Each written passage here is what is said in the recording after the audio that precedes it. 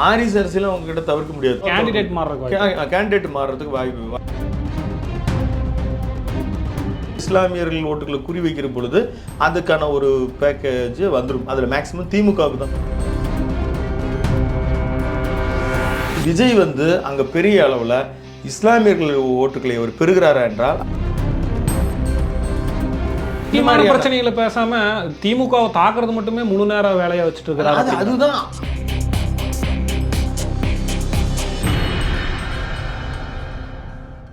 அறம் தமிழ் நேயர்களே, ராணிப்பேட்டை மாவட்டத்தில் உள்ள 4 சட்டமன்ற தொகுதிகளில் கள நிலவரம் எப்படி இருக்கிறது என்பதை பற்றி விவரிக்க நம்முடைய அணிந்திருக்கிறார் நமது ஆசிரியர் விஜயராமன் அவர்கள். சார் வணக்கம். வணக்கம் சார், ராணிப்பேட்டையில் ஒரு 4 தொகுதிகள் இருக்கு. திமுக 3 கூட்டணியோட காங்கிரஸோட ஜெயிச்சிருக்காங்க, 1 வந்து ஏடிஎம்கே ஜெயிச்சிருக்கு.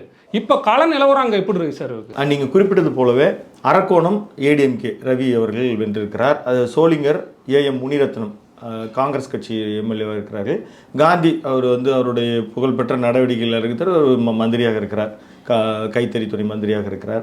அவர் ஆற்காடு ஈஸ்வரப்பன் இவங்க வந்து அதிமுகவினுடைய எம்எல்ஏவாக இருக்கிறார். இப்போ இந்த பெரும்பான்மையும் 2 தொகுதிகள் திமுக, 1 காங்கிரஸ், 1 வந்து அதிமுக வென்றிருக்கிறது. வேலூர்லேருந்து பிரிந்து வந்த தொகுதி தான். அதனால் கிட்டத்தட்ட வேலூருக்கான என்னென்ன பிரச்சனைகளோ அந்த வேலூர் ஒரு சார்ந்த பிரச்சனைகள் எல்லாமே கிட்டத்தட்ட இங்கே ராணிப்பேட்டையினுடைய பிரச்சனைகள் தான் சில நேரம் வேலூர் பிரச்சனைகளாக கடந்த காலத்தில் எதிரொலித்தது. குறிப்பாக இந்த இடத்துல வந்து ஒரு சுற்றுலா மேம்பாடு, குறிப்பாக சோளிங்கர் அந்த கோயில் வந்து மேம்பாட்டுக்காக ரோப் கார் போடணும், அந்த மாதிரியான விஷயங்கள் எல்லாம் வாக்குறுதி கொடுக்கப்பட்டிருக்கிறது. இப்போ முதல்வனுடைய மனைவி துர்கா ஸ்டாலின் அவர்களே அவர்களுடைய விருப்பத்துக்குரிய தெய்வமாக சோளிங்கரனுடைய அந்த நரசிம்மரை சொல்லுவாங்க, யோக நரசிம்மரை சொல்லுவாங்க. அவங்க அது வந்து ரோப் கார் இதெல்லாம் இணைக்கப்பட்டது, பணி நடந்துகிட்டு இருக்குது. அப்புறம் பெரும்பாலும் எல்லா மாவட்டத்தில் இருக்கிற வேலை வாய்ப்பு பிரச்சனை, விவசாய தண்ணீர் குடிநீர் பிரச்சனை, உள்கட்டமைப்பு பிரச்சனை, இது அதே மாதிரி அந்த தோல் பதனிடுதலில் இருக்க பிரச்சனை, இதெல்லாம் இதில் இங்கே நம்ம காண முடிகிறது.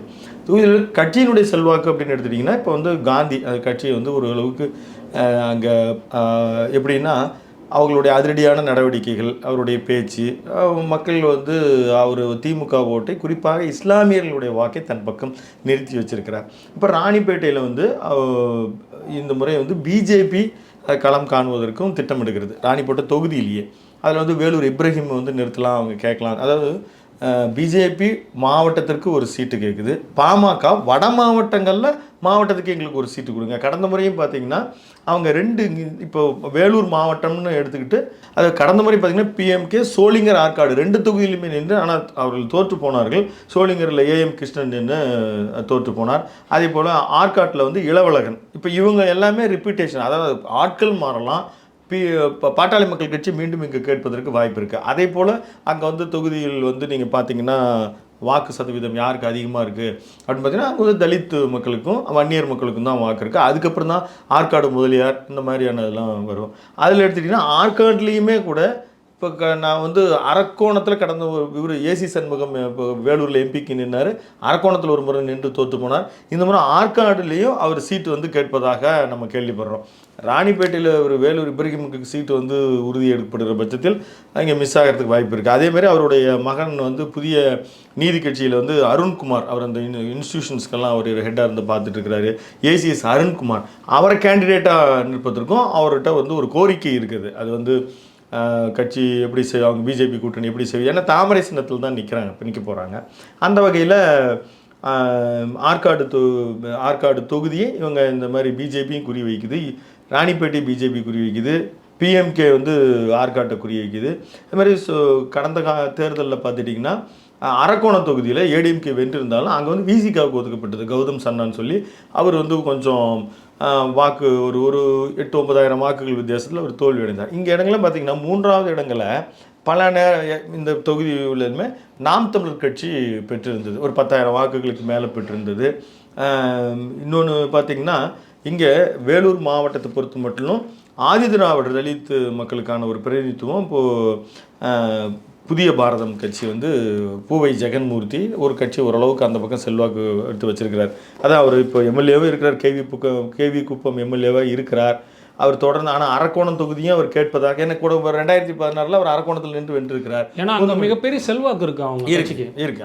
அந்த மக்களுக்கு வந்து ஒரு செல்வாக்கு, அதாவது ஆதி திராவிடர் அப்படின் போது இந்த ரெப்ரசன்ட் அவருடைய பூவை மூர்த்தி, அவங்க அண்ணன் வந்து கட்சியை ஆரம்பிச்சவர், அம்பேத்கர் இயக்கங்கள் எல்லாம் வச்சு நடத்திட்டு இருந்தவர். நீங்கள் இங்கே கூட பார்த்து அரக்கோணத்தில் எடுத்திங்கன்னா சுதாகரன் ஒருத்தர் நின்றுப்பார், ஒரு 3000 ஓட்டுகள் வாங்கியிருப்பார். என்னென்னா பகுஜன் சமாஜ் பார்ட்டி, பகுஜன் சமாஜ் கட்சி அவங்க பெற்றிருக்கிறாங்க. அதே மாதிரி இஸ்லாமியர்களுக்கு மத்தியில் பார்த்தீங்கன்னா ஒரு நல்ல சோளிங்கல் எடுத்துக்கிட்டே கரெக்டாக கேண்டிடேட், கம்யூனிட்டி கேண்டிடேட் போட்டிங்க இப்போ இட்டிருந்தா பார்த்திபன் ஒருத்தர் அம்மா மக்கள் அமமுக நிறுத்தியிருக்காங்க. அவர் ஒரு 12,000 ஓட்டு வாங்கியிருக்கிறார், 3ஆம் இடம் பெற்றிருக்காரு சோளிங்கரில். அதே மாதிரி மக்கள் நீதி மையம் ஆதம் பாஷான் ராணிப்பேட்டையில் நின்றுருக்காங்க, அவர் ஒரு 3000 ஓட்டு பெற்றிருக்கிறாரு.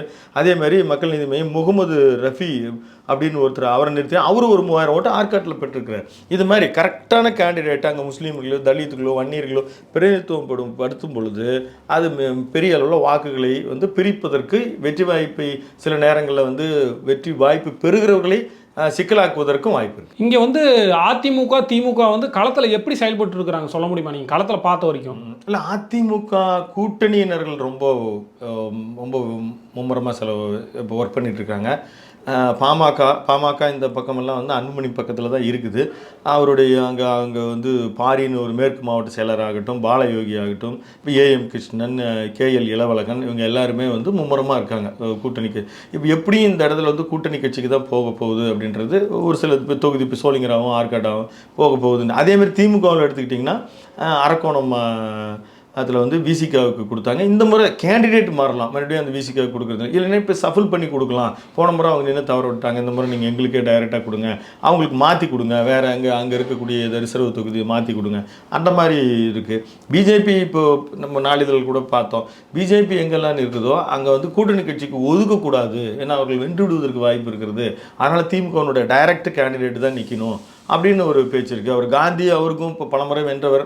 அவருடைய பையன் வினோத் காந்தி அவர் மும்முரமாக இருக்கார். கட்சியினுடைய மாநில சுற்றுச்சூழல் அணியில் அவர் ஒரு பொறுப்பு இருக்கிறார். அவர் கார்த்திகேய சிவசேனாதிபதி இருக்கார் பார்த்தீங்களா, அவருடைய டீம்மேட்டை அவர் இருக்கிறாரு. அவர் டைரெக்டாக எலெக்ஷனில் இறங்கி ஒர்க் பண்ணுறார். அதனால் அந்த வாரிசு நேரடியாக இந்த முறை வந்து காந்தி அவர்களே நிற்க வாய்ப்பு இருக்கிறதா? அவருக்கு வயது மூப்பு காரணமாக மாற்ற வாய்ப்பு இருக்காது. அதுதான் அவர் வந்து அவருக்கு கேட்குறாரு, இப்போ இளைஞர்களுக்கு பிரதிநிதித்துவப்படுத்தணும் அவர் தான் அப்படின்னு உதயநிதி அவர்கள் அறிவிச்சிட்டாரு. அப்போ இப்படி ஆட்டோமேட்டிக்காக அப்படி பண்ணும்போது நாங்கள் பாருங்கள் 40% இளைஞர்களுக்கு கொடுக்கணும்னா வாரிசு அரசியலும் அவங்க கிட்ட தவிர்க்க முடியாது. ஆனால் மாற்றி கொடுக்கறதுக்கு கேண்டிடேட் மாறுறதுக்கு வாய்ப்பு இருக்குது. அப்படி மாறினாலும் இப்போ நம்ம வேலூர் தொகுதி பற்றி பேசணும், காட்பாடி பேசும்போது என்ன சொன்னோம், இப்போ அவர் அந்த தொகுதி வந்து விட்டு கொடுக்கறதுக்கே அவர் துரைமுருகனுக்கு மனதில் 88 வயதாகுது, கொடுத்தா இந்த முறை நிற்கிறதுக்கு அவர் தயாராகிறாரு. ஆனால் கதிரானந்து எம்பியாக இருக்கிறாரு, அவங்க குடும்பத்திலே வேணான்றாங்க. இல்லைன்னா என்னுடைய மருமகள் சங்கீதான்னு நினைக்கிற பேர், அவங்கள வந்து கட்சி ஊழியர் கூட்டத்தில் அறிமுகப்படுத்தி பேசுனதாக நம்ம கேள்விப்படுறோம், நமக்கு அவர் காங்கிரட்டாக தெரியல. ஆனால் அவங்க கேண்டிடேட்டாக கொடுக்கலாம், அவங்கள நிறுத்தணும் அப்படின்னு இருக்குது. ஏதோ ஒரு வகையில் அவர் இருக்கிற வரைக்கும் அவர் வந்து நம்ம கைவிட்டு தொகுதி போயிடக்கூடாதுன்னு நினைக்கிறாங்க. அந்த மாதிரி ஒருத்தருமே ஏசி சண்முகன் நினைக்கிறாரு, காந்தி நினைக்கிறாரு. ஒரு கூட்டணி கட்சிகளுக்குள்ளே வந்து கடும் போட்டி இருக்குது. இப்போ பூவி ஜெகன்மூர்த்தி ஆகட்டும், இப்போ ஒரு ஏசி சண்முகம் ஆகட்டும், இவங்களுக்கெல்லாம் என்னென்னா இவங்க டைரெக்டாக பிஜேபி சின்னத்திலே நிற்கிறாங்க. கூட்டணி ஒரு தனி கட்சியாக இவர் புதிய நீதி கட்சி, இவர் புதிய பாரதம் இதெல்லாம் வச்சுருந்தாலும் கூட அவர் வந்து ரெட்டலையிலே நிற்கிறாரு, இவர் தாமரையிலே நிற்பார். அப்படி நிற்கும் பொழுது அவங்களுக்கு அது ஏடிஎம்கே ஓட் அவங்களுக்கு வந்து நல்லா பேக் ஆகிறதுக்கு வாய்ப்பு இருக்குது. நம்ம விஜய் வருகை வந்து ஒவ்வொரு தொகுதியிலும் பேசிகிட்டு இருக்கோம், இங்கே வந்து அவங்க களத்தில் எப்படி செயல்படுறாங்கன்னு நினைக்கிறேன். இல்லை, விஜய் வருகை பேசுகிற பொழுதெல்லாம் நம்ம வந்து சீமான் பற்றி சொல்லுவோம். சீமானுக்கு வந்து இவ்வளோ இப்போ நீங்கள் எம்பி சீட்டில் ஜெகத் ரட்சகன், அரக்கோணம், இதில் இருக்கிற மிக முக்கியமான தொகுதிகள் 4 தொகுதி, அரக்கோணம், சோளிங்கர், ராணிப்பேட்டை, ஆற்காடு, இதில் சேர்த்து காட்பாடு, திருத்தணி சேர்த்துனா அது அரக்கோணம் எம்பி. அதில் வந்து ஜெகத் ரட்சகன் எம்பியாக இருக்கிறார், கிட்டத்தட்ட 5 லட்சம் ஓட்டுகளை பெற்றிருக்கிறார். அவர் ஏன் சொல்கிறேன்னா அதே கரெக்டாக நஸ்ரீன்னு சொல்லி ஒரு நாம் தமிழர் கட்சி கிட்டத்தட்ட 1 லட்சம் ஓட்டு வாங்கியிருக்கிறாங்க. அவங்களுக்கு ஓட்டெலாம் என்ன ஆகுன்னு கணக்கிட முடியல. அதான் அவங்களுக்கு கரெக்டாக இஸ்லாமியர்கள் ஓட்டுகளை குறி வைக்கிற பொழுது அதுக்கான ஒரு பேக்கேஜ் வந்துடும். அதில் மேக்ஸிமம் திமுகவுக்கு தான் வருது ஃபஸ்ட்டு. ஏன்னா இந்த முறை அங்கே வந்து அதிமுகவுக்கு போகலை. அது வந்து விஜய் வந்து அங்கே பெரிய அளவில் இஸ்லாமியர்கள் ஓட்டுக்களை அவர் பெறுகிறாரா என்றால் அப்படி இல்லை. அவர் எல்லா கட்சியிலையும் கொஞ்சம் கொஞ்சம் வாக்கு எடுக்கிறார். அவருக்கு வந்து ஒவ்வொரு முறையும் அவர் ஒரு மீட்டிங்கில் ஆகட்டும், ஒரு நாள் படம் அந்த கட்சி வளரணும் இல்லையா, அது வந்து இளைஞர்களுக்கு மத்தியில் ஆரம்பத்தில் அவர் வந்தபோது எப்படி அந்த கட்சிக்கான ஒரு ஈர்ப்பு இருந்துச்சோ அப்படியே தான் இருக்குது. அதுக்கப்புறம் அது ஒரு நடுநிலை இருக்கக்கூடிய மக்களையோ ஒரு குடும்ப பெண்மணிகளையோ அரசு அதை கவருகிற அளவிற்கு அவர் தொடர்ந்து பிரச்சனைகளை குறித்து பேசலைன்னு நான் நினைக்கிறேன். அது வந்து அவர்கள் அது வந்து நம்ம பேசும்போது அவர்கள் அந்த மத்திய தர வயதினர்கிட்ட ஒரு சலுப்பு இருக்குது. என்னப்பா நாம பெருசாக எதிர்பார்த்தோம், போக போக அவர் நமக்கு போன மாதிரி ஆயிட்டார். ஆமாம், இன்னும் எலெக்ஷனுக்கே இன்னும் சந்திக்கல. அவர் இப்போ சில மீட்டிங் போட்டிருக்காரு, இப்போ லாஸ்ட்டாக சேலம் மீட்டிங்கில் பேசியிருக்கிறாரு. ஆனால் அவங்க என்ன எதிர்பார்க்குறாங்கன்னு தெரியல. அவர் எல்லா விஷயத்தையும் அட்ரஸ் பண்ணல. இப்போ திருப்பரங்குன்ற விஷயத்தை கூட ஒரு பெருசாக அட்ரஸ் பண்ணல. முக்கியமான பிரச்சனைகளை பேசாம திமுகவை தாக்குறது மட்டுமே முழு நேர வேலையா வச்சுட்டு இருக்கிறாரு. அதுதான் அவருடைய நோக்கம். திமுக எதிர்ப்பது தான். ஆனால் கரெக்டாக அட்ரஸ் பண்ணலன்னு மக்கள்கிட்ட இருக்கு. அதனால இஸ்லாமியர்கள் ஓட்டை அவர் பெறுவதை தவறுகிறார். அது இப்போ எலெக்ஷனில் அப்போ வரும்பொழுது தான் நமக்கு தெரியும். ராணிப்பேட்டை 4 தொகுதிகளில் வந்து யார் பக்கம் இப்போ வரைக்கும் இருக்குன்னு நினைக்கிறீங்க? 4 தொகுதிகளிலும் இன்னைக்கு வந்து திமுக கூட்டணியினர் முந்துகிறார்கள். திமுக கூட்டணி கட்சி அது சேர்த்து தான் இப்போ திமுகனா விசிகாவோட சேர்த்து ஒர்க் தான். ஏன்னா விசிகாவில் பெரிய சலசலப்பு இல்லை, பாமகவில் கொஞ்சம் சலசலப்பு இருக்குது. இப்போ இந்த சீனியர்ஸ் வந்து இன்னமும் வந்து அவங்களுக்கு ஒரு மனம் ஒப்ப மாட்டேனுது. அவங்க ஃபீல்டில் எப்படி ஒர்க் பண்ண போகிறாங்கன்னு தெரில. அது வந்து ஒரு கரெக்டாக ஆயிடுச்சுன்னா ஏடிஎம்கே டஃப் கொடுக்கும். ஏடிஎம்கே கூட்டணியில் இருக்க பாமக டஃப் கொடுக்கும்.